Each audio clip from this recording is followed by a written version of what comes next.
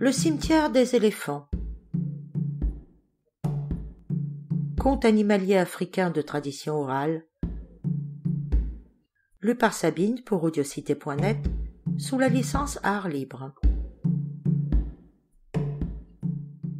Autrefois, le peuple des éléphants vivait au bord de la forêt Sankuru. Il avait pour roi le puissant et sage Koro.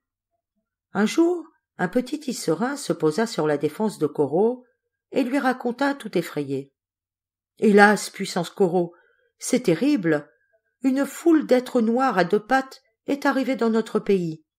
Ils possèdent de drôles d'objets qui tuent. Ils s'étendent partout et dévastent tout sur leur passage. » Koro sourit.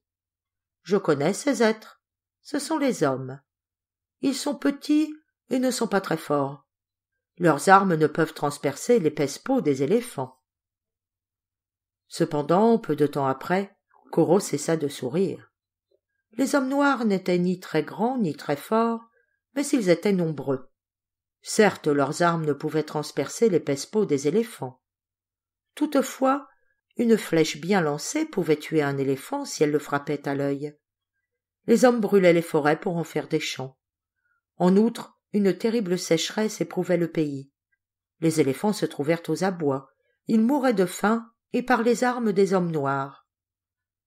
C'est alors que le puissant roi des éléphants rassembla ses sujets et leur dit « La guerre n'est plus bénie des dieux.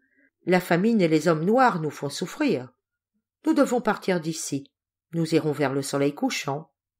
Notre route sera droite, comme l'était jusqu'à présent notre vie.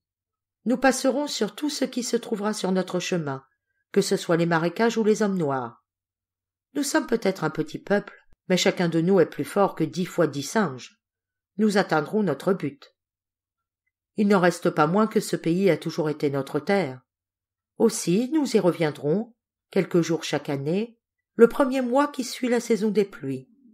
Ainsi, nos enfants la connaîtront, les vieux et les malades pourront y vivre leurs derniers instants. » Ainsi parla le puissant Koro, et il en fut comme il dit. Le passage des éléphants ressembla à celui d'une tornade. Les arbres furent arrachés, les champs piétinés, les villages détruits. Beaucoup d'hommes périrent. La force des éléphants était effrayante. Cela s'est passé il y a longtemps, très longtemps. Mais chaque année, les éléphants continuent à emprunter le même chemin pour montrer leur ancienne patrie à leurs petits et pour que les vieux puissent y mourir. Depuis ce temps, on ne trouve plus de cadavres d'éléphants dans la forêt, car ceux-ci vont mourir sur les bords de la rivière Sankuru. Là se trouve leur cimetière, bien que personne ne sache l'endroit exact.